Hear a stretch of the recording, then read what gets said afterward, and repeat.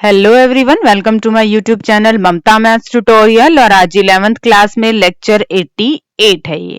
आज हम करेंगे आगे का टॉपिक और वो है हमारे पास डिस्टेंस बिटवीन टू पॉइंट्स। जब हम 3 कोऑर्डिनेट प्लेन्स की बात करते हैं और वहां पे हमारे पास 2 पॉइंट गिवन हो तो उनके बीच का हम डिस्टेंस कैसे निकालेंगे। हमने 10th में पढ़ा था, अगर एक पॉइंट हमारे पास है इस तरह से कि उसके कोऑर्डिनेट ये हैं और दूसरे पॉइंट के कोऑर्डिनेट ये हैं, तो हम डिस्टेंस फॉर्मूला यूज करते थे। इनको नाम दे देती हूँ पी क्यू। तो पी क्यू हम कैसे निकालते थे, under the root x2 minus x1 का square plus y2 minus y1 का स्क्वायर। क्योंकि यहाँ पे 3 कोऑर्डिनेट प्लेन की बात हो रही है तो एक और यहाँ पे कोऑर्डिनेट आएगा z1 और z2। तो यही हमारा डिस्टेंस फॉर्मूला क्या बन जाएगा, z2 माइनस z1 का होल स्क्वायर। बट ये फॉर्मूला आया कैसे, डिराइव कैसे हुआ, जरा डिटेल में पढ़ते हैं। लेट p कोई भी पॉइंट हमने लिया जिसके कोऑर्डिनेट हैं x1 y1 और z1, एंड q कोई भी पॉइंट लिया जिसके कोऑर्डिनेट है x2 y2 z2। कोई भी 2 पॉइंट्स हैं, refer to a system of rectangular axis ox oy और oz। Through the points P and Q, draw planes parallel to the coordinate planes so as to form a rectangular parallelepiped with a diagonal PQ।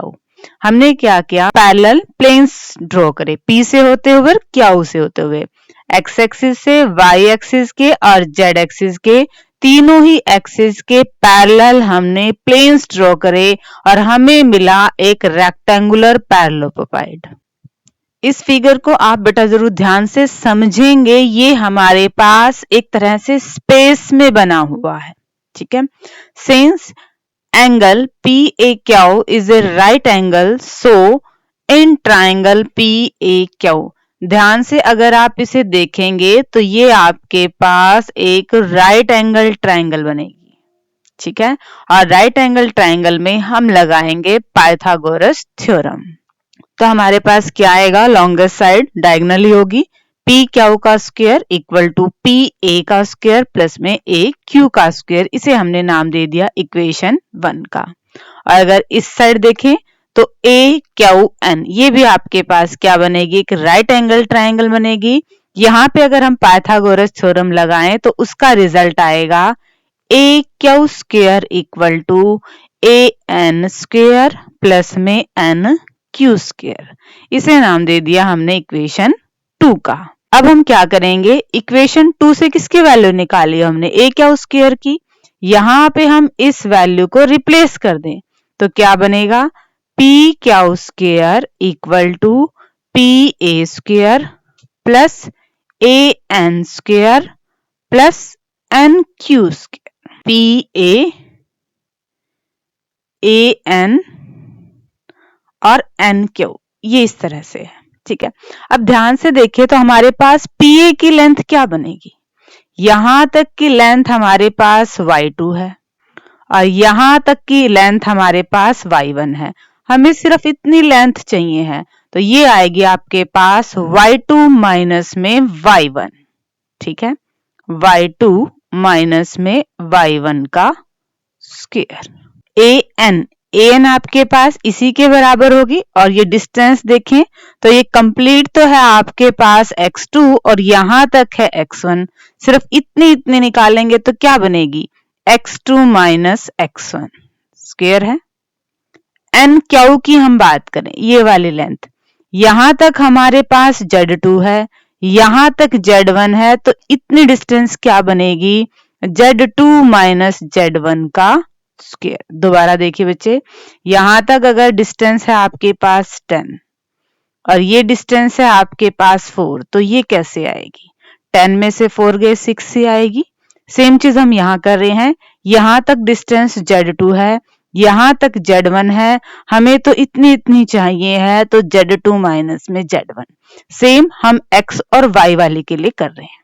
तो ये आपके पास क्या आ गया, P Q square. अगर हमें निकालना हो सिर्फ पी क्यू तो स्क्वायर जाके दूसरी साइड क्या बन जाएगा, स्क्वायर रूट, और ये बनेगा आपका distance formula between 2 points in 3 coordinate plane. एक चीज और, यहाँ पे तो हमारे पास था पॉइंट P और Q। मान लो ये पॉइंट हमारे पास ओरिजिन होता, तो यहाँ पे हमारे पास P Q का डिस्टेंस क्या बनता, x2 का स्क्वायर प्लस y2 का स्क्वायर प्लस z2 का स्क्वायर अंडर द रूट, क्योंकि x1 y1 और z1 की वैल्यू तो क्या हो जाती, 0 हो जाती। ठीक है, तो ये तो था सारा basic distance between two points का 3D कोऑर्डिनेट प्लेन में फॉर्मूला कैसे डिराइव हुआ। अब इसी का यूज करेंगे हम एग्जांपल्स को सॉल्व करने में। देखिए एग्जांपल्स को। Example third, find the distance between the points P and Q। P और Q के बीच का डिस्टेंस निकालिए। डिस्टेंस फॉर्मूला हम डायरेक्ट यूज करेंगे। अगर यहाँ पे हमारे पास x1 y1 zn और x2 y2 z2 है, तो फॉर्मूला क्या था, x2 माइनस x1 का square plus y2 minus y1 का square plus z2 minus z1 का स्क्वायर और अंडर द रूट। यहाँ पे एक चीज और देखिएगा, अगर हम इसको ऐसे लिख लें x1 माइनस x2 का स्क्वायर, तो भी आंसर पे कोई फर्क नहीं पड़ेगा, क्योंकि यहाँ पे क्या है, स्क्वेयरिंग हो रही है। ठीक है, y1 माइनस y2 का square plus z1 minus z2 का स्क्वायर। वैल्यूज रखते हैं, p q x2 minus x1 का स्क्वायर, y2 माइनस y1 का स्क्वायर, z2 माइनस z1 का स्क्वायर। माइनस का 4, माइनस 1 माइनस 5, 1 और 3 4, 2 में से 4 गए माइनस 2, स्क्वायर किया, ऐड किया और ये हमारे पास आंसर आ गया। ठीक है बेटा, डिस्कस करते हैं नेक्स्ट एग्जांपल को। Example 4, show that the points P, Q and R are collinear. हमें क्या शो करना है कि तीनों पॉइंट्स कोलिनियर है। ठीक है, कोलिनियर मतलब एक ही लाइन पे हैं, P Q R, P Q R।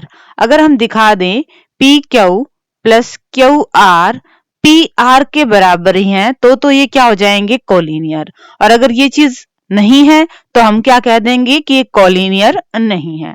तो इसके लिए हमें निकालना पड़ेगा P Q डिस्टेंस फॉर्मूला से निकल जाएगा, Q R डिस्टेंस फॉर्मूला से निकल जाएगा, P R डिस्टेंस फॉर्मूला से निकल जाएगा। यानी कि हम इस क्वेश्चन में डिस्टेंस फॉर्मूला 3 बार लगाएंगे। P Q निकाले, P और Q के कोऑर्डिनेट्स लेंगे, x2 माइनस x1 का square plus y2 minus y1 का square plus z2 minus z1 का स्क्वायर। अभी पिछले क्वेश्चन की तरह ही इनको सोल्व किया, स्क्वायर किया, ऐड किया और ये आंसर आ गया। क्यू आर के लिए Q और R के कोऑर्डिनेट्स ले लेंगे और डिस्टेंस फॉर्मूला से निकाल लेंगे। पी आर के लिए P और R के कोऑर्डिनेट निकाल लेंगे और डिस्टेंस फॉर्मूला लगा देंगे। क्या इन दोनों का जोड़ इसके बराबर आ रहा है? बिल्कुल इसके बराबर आ रहा है, तो ये हमारे पास क्या हो गए, कोलिनियर हो गए और हमें कोलिनियर ही ये शो करने थे। डिस्कस करते हैं नेक्स्ट एग्जांपल। एग्जांपल 5 देखिए बेटा, are the points A B and C the vertices of a right angle triangle. क्या ये तीनों शीर्ष हैं किसी समकोण त्रिभुज के? हमें क्या दिखाना है कि तीनों पॉइंट शीर्ष हैं राइट एंगल ट्राइंगल के। अगर हम ये कहना चाहें कि ये ट्राइंगल ऐसे बनेगी कि एक कोण 90 डिग्री का है, इस ट्राइंगल की साइड्स हमारे पास पाइथागोरस थ्योरम को फॉलो करेंगे। ठीक है, एक भुजा का वर्ग बाकी दोनों भुजाओं के वर्ग के जोड़ के बराबर आएगा। किसी साइड का स्क्वायर बाकी दोनों साइड्स के स्क्वायर के जोड़ के बराबर आएगा। अब हमें डिस्टेंस फॉर्मूला से डिस्टेंस निकालनी आती है दो पॉइंट्स की, यहाँ पे यूज करते हैं। पॉइंट क्या है, ए बी और सी, तो ए बी बी सी और सी ए निकालेंगे। क्योंकि यहाँ पे हमारे पास पाइथागोरस थ्योरम में स्क्वायर यूज होता है, तो हम साथ के साथ स्क्वायर लगा लेते हैं। तो जो रूट है वो इस साइड आके हमारे पास क्या बन जाएगा, स्क्वायर। ए बी निकालिए, बी में से ए के कोऑर्डिनेट घट जाएंगे, 10 माइनस 3 का स्क्वायर, 20 माइनस 6 का स्क्वायर, 30 माइनस 9 का स्क्वायर। सॉल्व कर दिया। बी सी का स्क्वायर यानी कि बी और सी के कोऑर्डिनेट ले लीजिए, 25 माइनस 10 का स्क्वायर माइनस 41 माइनस 20 का स्क्वायर, 5 माइनस 30 का स्क्वायर। सिंप्लीफाई कर दिया। सी ए का स्क्वायर, ए के कोऑर्डिनेट्स में से सी के कोऑर्डिनेट घटा दीजिए, 3 माइनस 25 का स्क्वायर, 6 प्लस 41 का स्क्वायर, 9 माइनस 5 का स्क्वायर। यहाँ पे प्लस का 41 क्यों हो गया, एक तो हम माइनस का साइन खुद लगा रहे हैं और एक माइनस का साइन यहाँ है, तो माइनस और माइनस के साइन की मल्टीप्लाई क्या बन गया, प्लस, ये आ गया। क्या किसी एक साइड का वर्ग बाकी दोनों के जोड़ के बराबर आ रहा है? यहाँ पे किसी भी तरह से ये पॉसिबल नहीं आ रहा कि एक साइड बाकी दोनों के जोड़ के बराबर आए, तो हम क्या कह देंगे कि ये ट्रायंगल हमारे पास राइट एंगल ट्रायंगल नहीं है। और अब डिस्कस करते हैं आज के लेक्चर के लिए लास्ट एग्जाम्पल। एग्जाम्पल 6 देखिए, find the equation of set of points P such that PA square plus PB square equal to 2K square where A and B are the points respectively। A points के coordinate दे रखे हैं, B points के coordinate दे रखे हैं और हमें एक equation निकालनी है किसकी, सेट ऑफ पॉइंट्स P। तो हम पहले P के कोऑर्डिनेट्स ही मान ले, तो हमने P के कोऑर्डिनेट क्या मान लिए, x y z। बात हो रही है पी ए स्क्वायर की, तो डिस्टेंस फॉर्मूला से हमने क्या निकाल दिया, पी ए स्क्वायर निकाल दिया। x -3 का स्क्वायर, y -4 का स्क्वायर, z -5 का स्क्वायर, a -b का whole square, a square plus b square -2ab। Again यहाँ पे a -b का whole square, a square plus b square -2ab। यहाँ पे भी a -b का whole square, a square plus b square -2ab, और ये इक्वेशन आ गई। सिमिलरली पी स्क्वायर निकाल दिया हमने, अगेन डिस्टेंस फॉर्मूला और सोल्व कर दिया। अब ये चीज हमें गिवन थी, इन दोनों का जोड़ किसके बराबर है, 2k स्क्वायर के। इन दोनों का जोड़ कर दिया और इसको 2k स्क्वायर के बराबर रख दिया। जो टर्म जुड़ रही थी उन्हें जोड़ दिया, बाकी को सिंप्लीफाई कर दिया, और ये एक हमारे पास इक्वेशन बच गई है और हमें यही इक्वेशन निकालनी थी।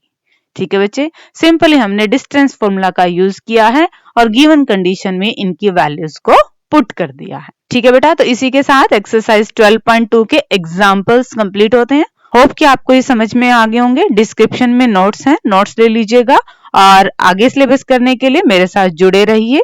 Thanks for watching my video.